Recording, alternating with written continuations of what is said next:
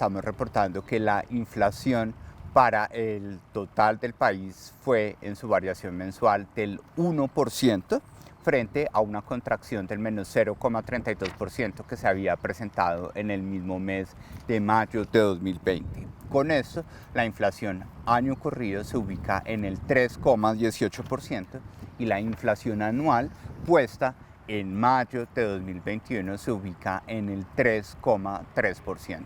El principal determinante de esta inflación está asociado con un comportamiento histórico desde enero del 2009 de la inflación de alimentos consumidos al interior del hogar, que en este caso tuvo una variación mensual del 5,37% que no habíamos visto desde enero del 2009. Este punto porcentual de variación de inflación, que está casi 5 veces superior al promedio de las inflaciones en el mes de mayo, que reportamos que sucedía alrededor del 0,2% o de 20 puntos básicos, está explicado fundamentalmente por el aporte de 0,88 puntos porcentuales u 88 puntos básicos que hacen los alimentos consumidos al interior del hogar. Ahí fundamentalmente nosotros estamos observando que productos como la carne de res,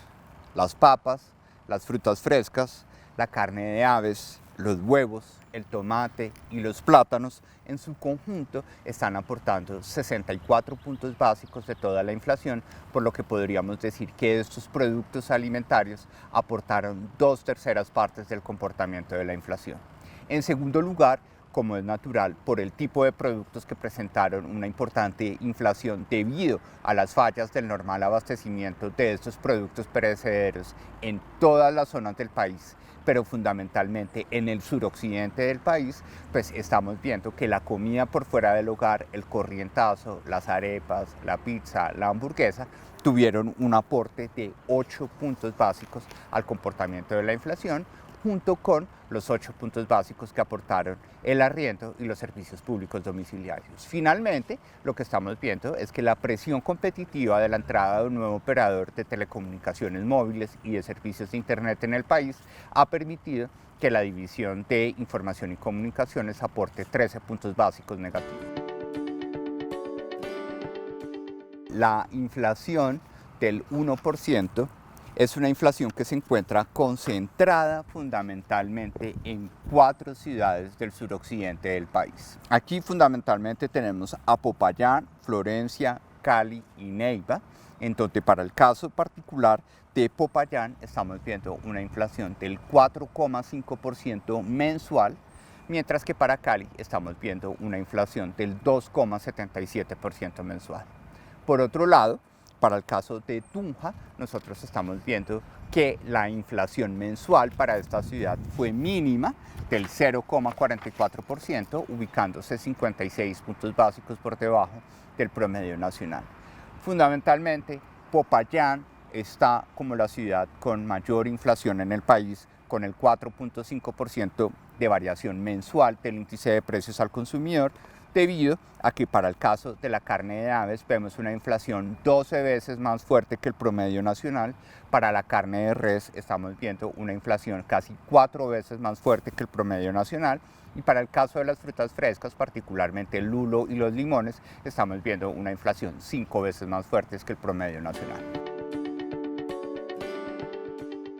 Estamos viendo una inflación que estuvo por debajo del promedio nacional, se ubicó en 62 puntos básicos o en el 0,62%, en donde fundamentalmente vemos que la inflación de carne de aves, de huevos y de comida por fuera del hogar tuvo ajustes por debajo del promedio nacional y por consiguiente permitió que la inflación de Bogotá se ubicara 38 puntos básicos por debajo de ese promedio de 100 o de 1% de inflación mensual que estamos reportando para mayo.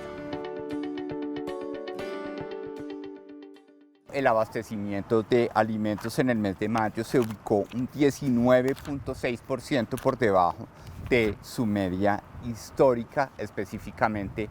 del mes de mayo de 2019. Recordemos que en mayo de 2020 habíamos tenido también una afectación importante en términos de abastecimiento y por eso estamos reportando que en lugar de ver más de 560.000 toneladas abastecidas en el mes de mayo en los principales centros de abastecimiento, 29 a los cuales hacemos seguimiento, en el mes de mayo del 2021 vimos un abastecimiento de 447.478 toneladas que muestran cómo todos los productos perecederos tuvieron una variación atípica de inflación y cómo la inflación mensual de alimentos con ese 5.37% fue una inflación que corresponde a un máximo histórico desde enero de 2009.